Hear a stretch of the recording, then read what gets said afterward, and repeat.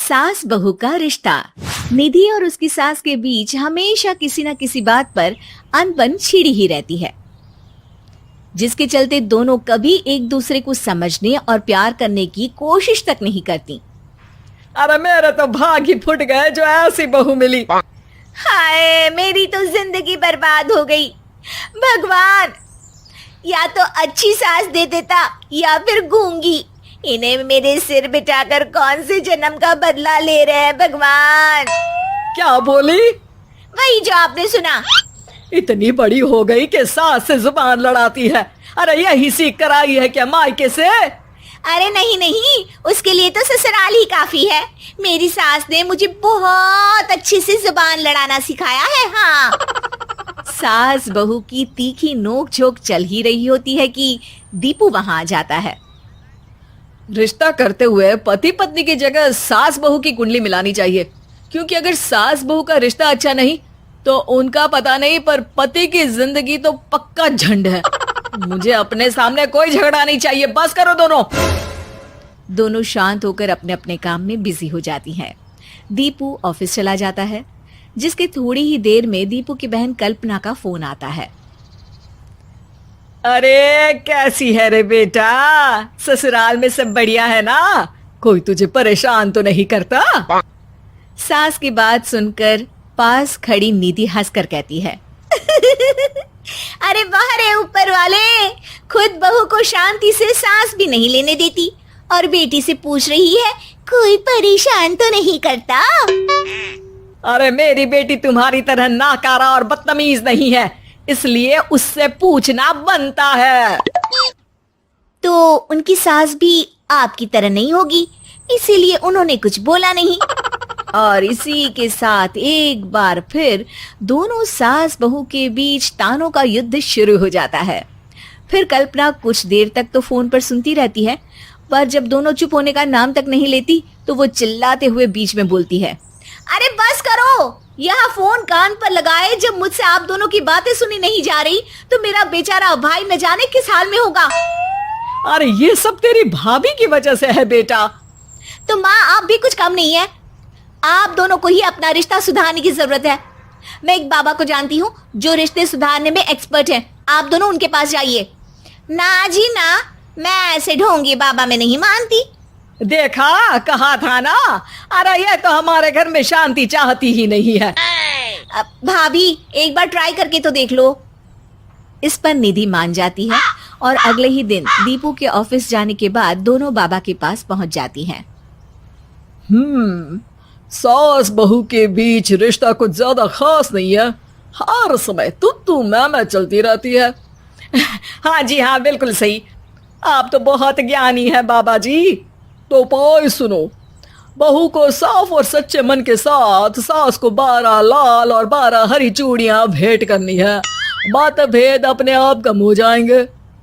बाबा का उपाय सुन अगले दिन निधि सास को चूड़ियां भेंट कर देती है, लेकिन इससे भी उन दोनों के बीच कुछ सही नहीं होता। अरे पक्का इसने ही किलस कर चूड़ियां दी होंगी, तभी कुछ नहीं हुआ। दोनों दोबारा बाबा के पास जाती हैं। कुछ नहीं होता। तो दूसरा उपाय सुनो। सुबह सूरज निकलने से पहले ही घर की सफाई कर सारा कूड़ा घर से बाहर कर ठंडे पानी से स्नान करना है। इससे दोनों के बीच रिश्ते अच्छे हो जाएंगे। अरे इतनी जल्दी मम्मी जी ही उठ सकती हैं? ये आपको ही करना पड़ेगा। मैं अकेली तो लड़ाइयाँ नहीं करती ना। बाबा का उपाय मानते हुए अगली सुबह से सास जल्दी उठ सूरज निकलने से पहले घर की सफाई कर ठंडे पानी से नहाने लगती है। ये सब कुछ दिन तक चलता है, जिससे अभी भी दोनों के रिश्ते तो नहीं सुधरते, पर सास की तबीयत खराब होने लगती है। अब लगता है आपने मन से काम नहीं किया होगा, तभी तो रिश्ता वैसा का वैसा पड़ा है और तबीयत खराब हो गई। अरे सही कहती थी तुम, कल मुहा ढोंगी बाबा। देर आए पर दुरुस्त आए।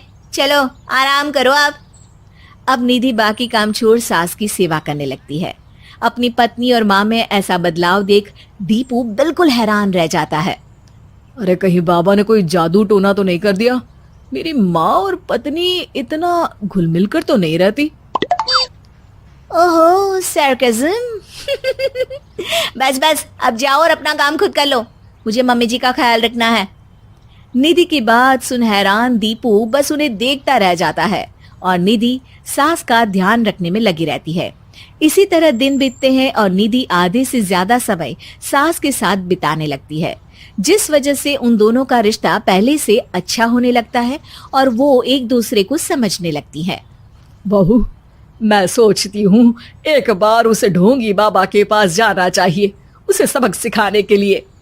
अरे पर मम्मी जी, उसकी क्या जरूरत है, हमारे घर में सब ठीक है, फिर वो कुछ भी करे, हमें उससे क्या। दोनों के बीच ये बात हो ही रही होती है कि तभी बाबा कल्पना के साथ उनके घर आ जाते हैं। माँ, बाबा आप दोनों से मिलना चाहते थे, इसलिए मैं उन्हें यहाँ ले आई। अरे पर हमें इस ढोंगी बाबा से नहीं मिलना। हाँ, मेरी बहू बिल्कुल सही कह रही है। जो कुछ समय पहले एक दूसरे को मारने को चलती थी, आज एक ही लय में बात कर रही है।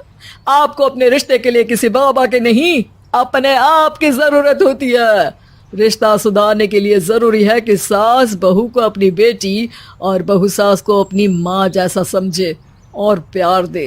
उपाय तो बस एक तरीका है लोगों को समझाने का, कि असली उपाय उनके पास ही है, आपको बस उन्हें समझना है। नमस्कार दोस्तों, हमारे स्टोरी चैनल पर आपका स्वागत है, जहां हम लाए हैं अनोखी और दिलचस्प कहानियां। हर कहानी में आपको मिलेगा एक नया अनुभव, चाहे वो रोमांचक फिक्शन हो, रहस्यमय थ्रिलर या प्रेरणादायक किस्से। हमारा मकसद है कि हम आपको ऐसी कहानियों में ले जाएं जो न केवल मनोरंजन करें, बल्कि आपके दिल और दिमाग को भी छू जाए। इस सफर में आपका साथ बहुत महत्वपूर्ण है, इसलिए अगर आपको हमारी कहानियां पसंद आएं, तो कृपया हमारे वीडियो को लाइक, शेयर और चैनल वीएपी कहानियां को सब्सक्राइब करके सपोर्ट करें। हमें आपकी राय का इंतजार है।